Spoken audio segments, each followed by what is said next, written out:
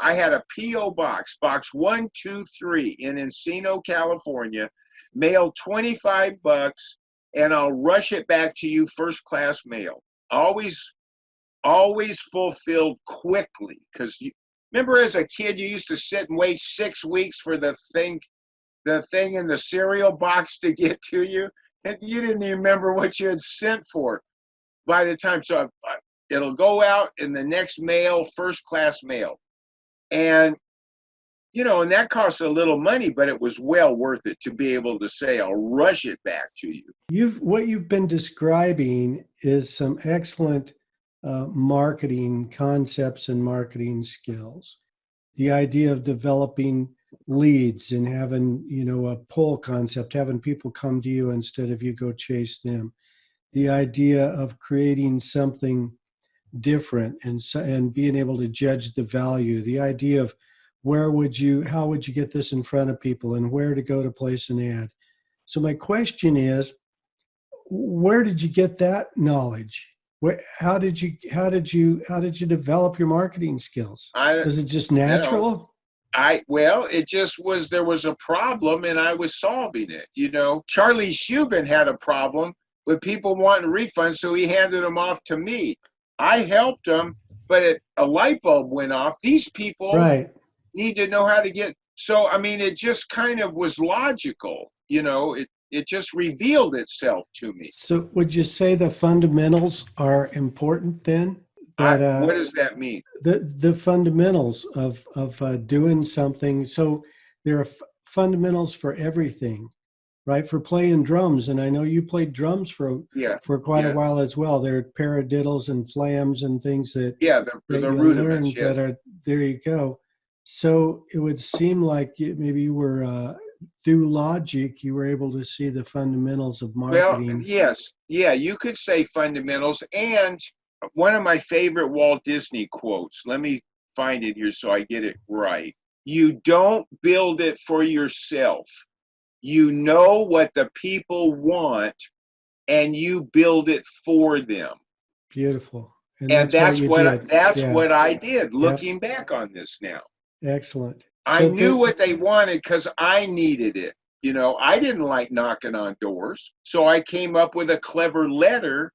And, I'd put the big postage, I'd buy older stamps, so I'd have to use more of them. I didn't want just one little stamp on the envelope. Right. I'd have 6 of them on there. And I would handwrite the addresses to the homeowners. So there's no way that was junk mail to them. They were going to open that letter. All right. Beautiful. It was just logical. Beautiful. So that business was going good, but then of course, that sort of business rises and falls with the housing market. Well, how did you end up? I was selling, 6 to 10 to 15, $25 books a day. It was, have you heard money in your mailbox? Man, it was money in my mailbox. I loved going to get the mail. And so I was fulfilling these orders. Okay, so then the people who were buying those books asked me, they would write me and say, do you do seminars? Oh boy, that scared the heck out of me. And so it got to where I couldn't put it off anymore. So many of them were saying, do you do seminars? Do you do seminars?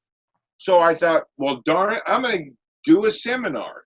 I didn't know how to do seminars.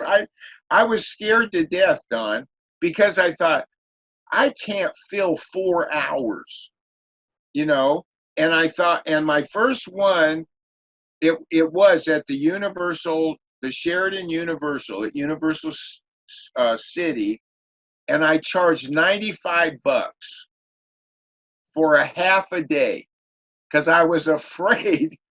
I didn't know how I was going to talk for 4 hours. I think it was 8 to noon, so we'd have to break for lunch, Well, a couple of pivotal points came out of that seminar. $95, and there were 40 people there. That's good money for a Saturday morning, you know what I mean? And so every time I sold 500 of my guides, I called them, I could do another seminar and fill it. And I did them in Ventura County and Orange County and LA County, because that's where I was selling these guides. Well, a pivotal point for me was, one, we were hanging out in the parking lot after the 4 hours was up, still talking and answering questions and everything. So the pivotal point was, I can easily fill 4 hours. This was like, hallelujah. I don't have to be afraid of this anymore.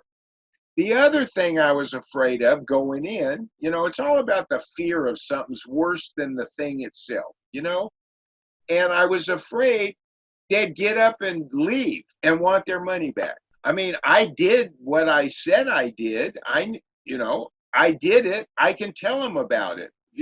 There was nothing dishonest or illegal or anything like that. But just in my mind, well, what if they say this is a big farce and I want my money back? And I thought, well, so what? I'll give them their money back. And I learned no one ever did that. Ever. No one ever did that.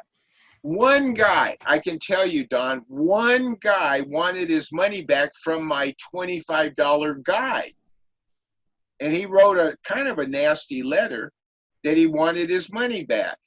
And I called him on the phone, and it floored him.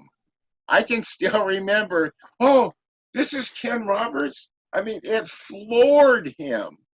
And I said, yeah, I said, you are missing out. This is an excellent opportunity. Like, what can I do to help you stick with this? All right. And he was apologizing to me and thanking me by the time that call was over. That's so great. I never had one refund on all those guides.